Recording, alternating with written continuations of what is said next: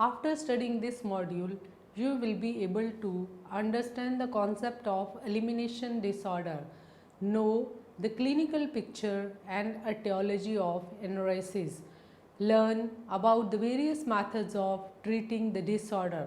Elimination disorder. Elimination disorder is of two types, enuresis and encopresis. The term enuresis refers to the habitual involuntarily discharge of urine, usually at night after the age of expected continence, age 5. In DSM-4-TR, functional enuresis is described as bedwetting that is not organically caused. Children who have secondary functional enuresis have never been continent. Children who have secondary functional enuresis have been continent for at least a year but have regressed. Enuresis is diagnosed for children of at least 5 years of age when bedwetting or involuntary urination occurs more than once a month, a week, or for at least 3 consecutive months. If the frequency is often less, the diagnosis may still be made when the bedwetting causes significant distress or impairment in the child's functioning. According to American Psychiatric Association 1994, for most children in Western society, the major confrontation with social expectations for impulse control occurs in the context of potty training. By the age of 3.5 years, the majority of children gain bladder control, but sometimes things do not go as planned. Enuresis is arbitrarily defined as involuntary urination at least twice a month for children between 5 and 6 and once a month for those who are older.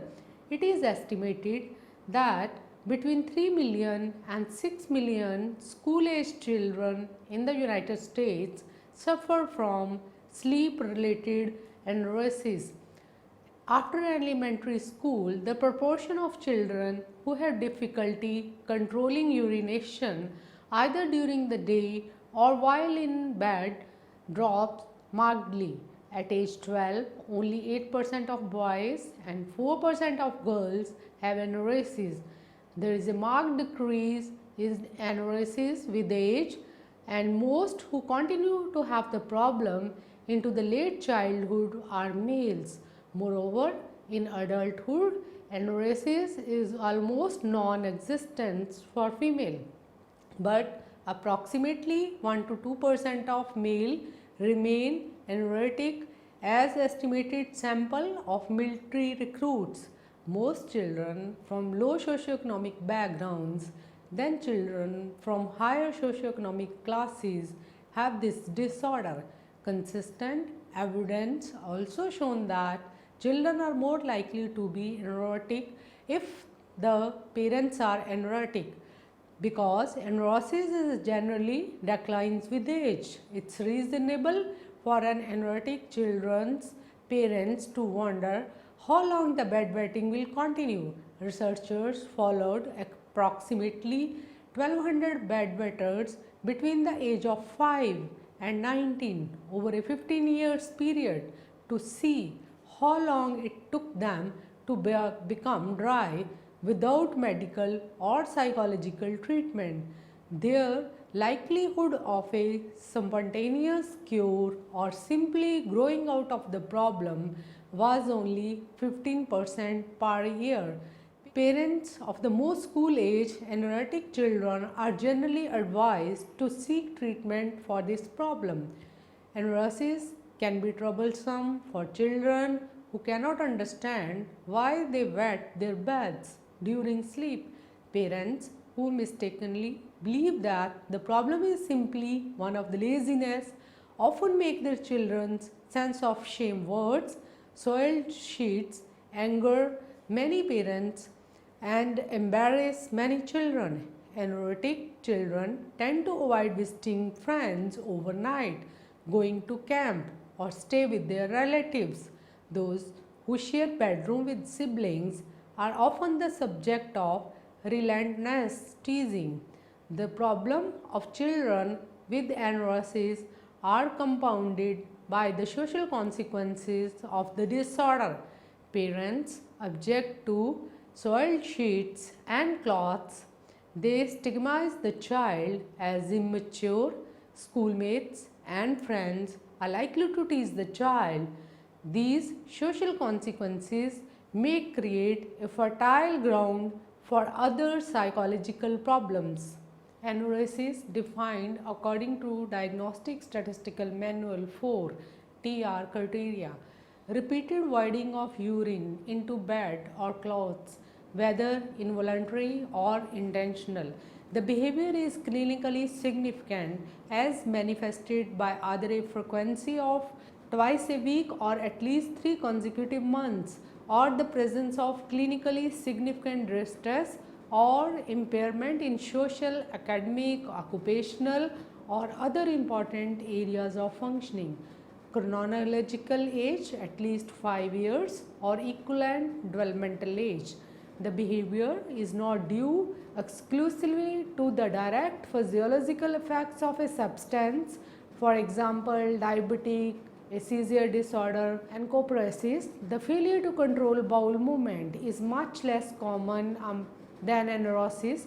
Children are not diagnosed with encopresis unless they are 4 years of old or older. The disorder is often associated with physical health problems, but when there is no specific physical causes, encopresis is frequently associated with conduct disorder or oppositional defiant disorder. DSM-4-TR estimated that about 1 to 5 years old have encopresis. A study of 102 cases of encopretic children yielded the following. There has been a relatively little research on the causes and treatment for encopresis. The psychiatric DSM-4 diagnostic criteria for encopresis are repeated passage of feces into inappropriate places, for example, clothing or floor, whether voluntary or unintentional. At least one such event a month for at least 3 months. Chronological age of at least 4 years or equivalent developmental level. The behavior is not exclusively due to a physiological effect of a substance, for example, laxatives, or a general medical condition, except through a mechanism involving constipation. The DSM-4 recognizes two subtypes with constipation and overflow incontinence and without constipation and overflow incontinence. In the subtype with constipation, the feces are usually poorly formed and leakage is continuous, and this occurs both during sleep and waking hours.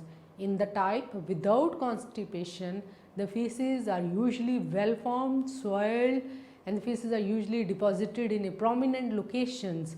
This form may be associated with oppositional defiant disorder or conduct disorder, or may be the consequences of a large anal insertion, or more likely due to chronic encopresis that has readily desensitized the colon and anus. Causes of anorexia. There are many different causes of anorexia. Parents typically but often mistakenly believe that bedwetting is caused by emotional problems or by extremely deep sleep that prevent children from detecting bladder pressure. Diseases and infection account for only small number of cases. Both bedwetters do not have disease or emotional problems. During sleep or waking period, they simply fail to respond to the cues from their bladder that it's time to urinate. Biological factors. There is evidence that biological factors do contribute to anorexia. Approximately 70% of children with anorexia have first degree relatives who have or have had anorexia. and the occurrence for anorexia is higher in identical twins than in fraternal twins. So, the more similar a person's genetic blueprint is to a person with anorexia, the more likely the individual will have also anorexia and certain regions of on chromosomes 8, 12 and 13. But the additional research is needed to confirm this. It may result from a variety of organic conditions such as disturbed cerebral control of the bladder, neurological dysfunction, or other medical factors such as medication effects or having a small functional bladder capacity. One group of researchers reported that 11% of the neurotic patients had disorder of the urinary tract infection. Physical illness can also contribute to anorexia. It is not uncommon for children to develop anorexia after experiencing an illness that disrupt their daily schedule and sleep patterns. The link between illness and the onset of anorexia may be direct consequence of a decrease in the physical control of bladder function, but it could also a result of a stress, psychological factors. A clear-cut example of the role of a stress provided by Dollinger, who studied the effect of a tragedy in which children were struck by lightning and killed. He collected information about 5th and 6th graders who were aware of the incident.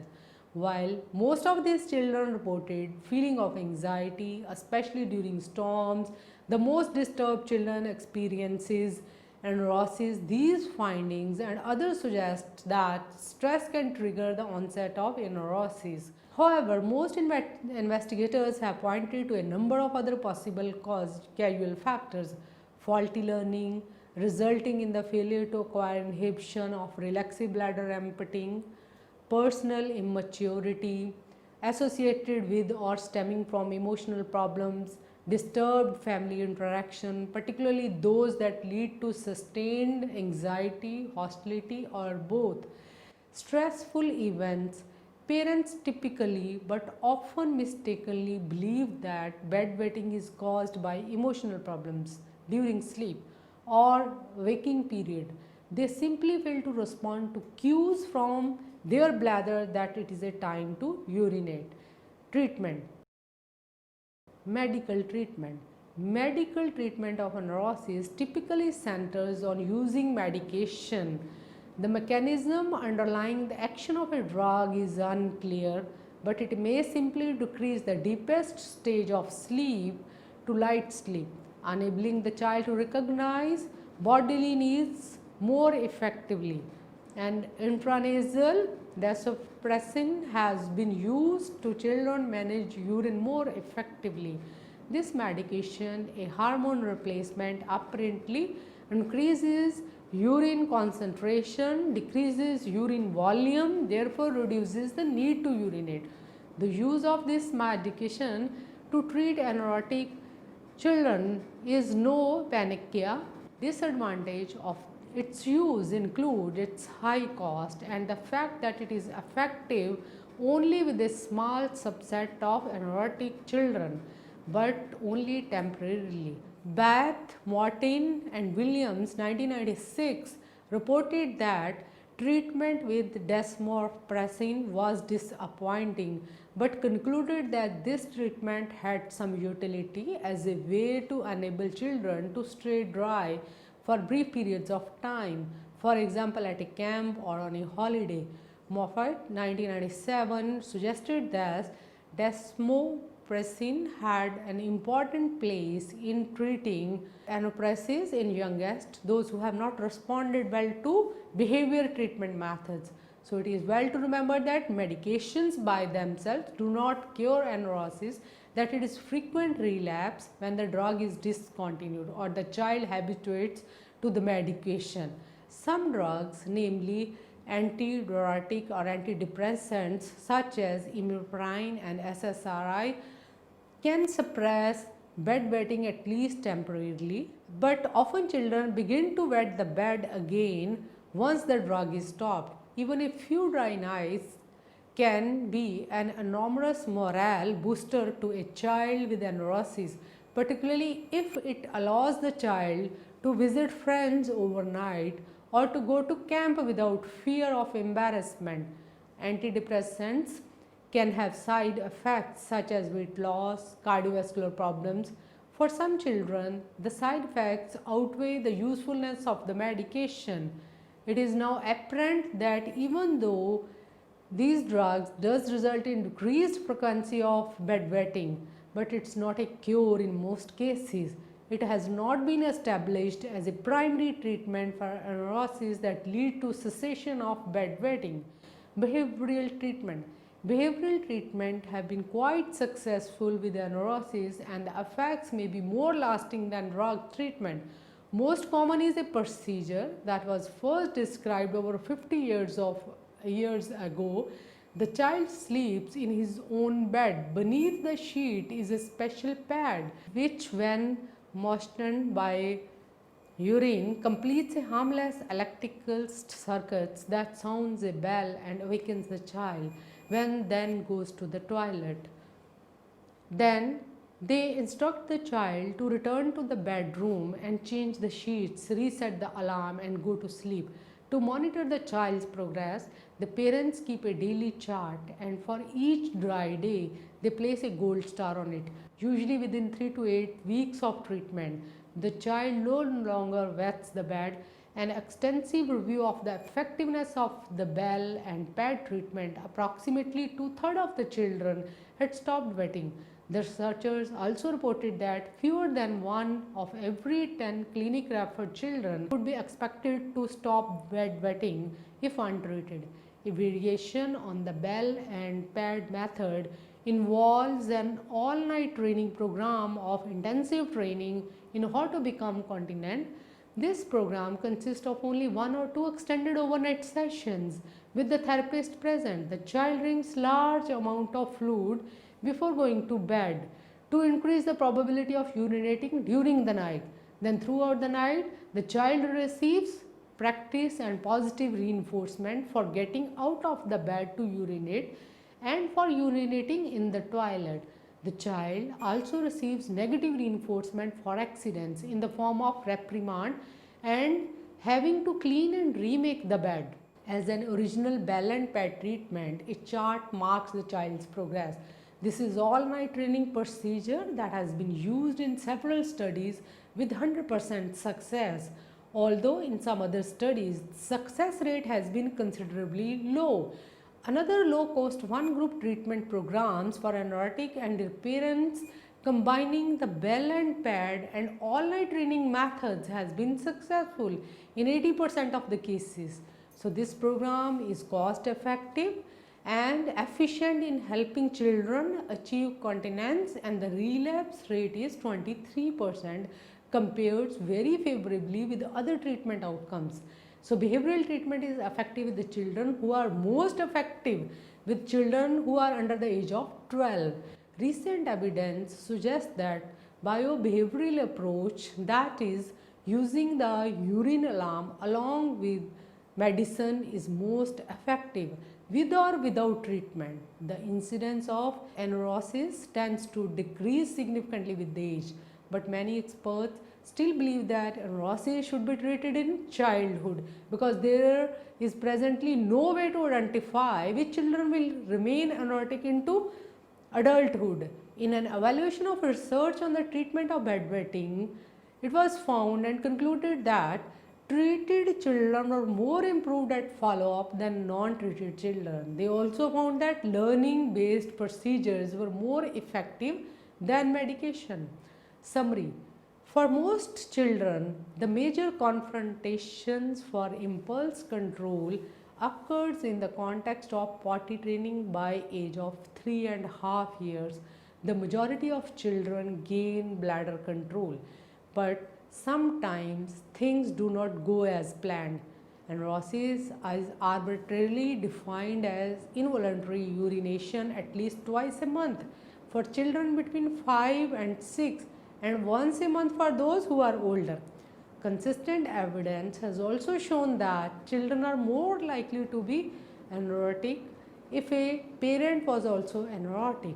So it generally declines with age. And coprasis is the failure to control bowel movement. So it is often associated with conduct disorder. The distinction is made between the primary anorexia and where the child never attains bladder control, and secondary anorexia which occurs after the child has achieved control. Some assumes that primary anorexia is caused by biological abnormality, and paralysis may result from a variety of organic conditions and neurological dysfunctions or other factors such as medication side effects and psychosocial factors such as stress that contributes to secondary anorexia. There is also evidence that biological factors do contribute to anorexia. It is also possible that children develop anorexia after experiencing an illness that disrupt their daily schedule and sleeping patterns. The most effective and commonly used psychological treatment is the Bell and Pad method, developed in 1930 by Mower and Mower. Behavioral treatments are effective in treating children who are below the age of 12. Medical treatment is also proved to be effective in treating neurotic. Antidepressant drugs can have side effects such as weight loss, cardiovascular problems. For some children outweigh the usefulness of the medication, and antidepressant initially seemed effective in treating neurotic children. It is now apparent that even though the medicines does result in decreased frequency of bedwetting, but it's not cure in most cases. Another medication which has received attention is naproxen, that is taken in the form of nasal spray.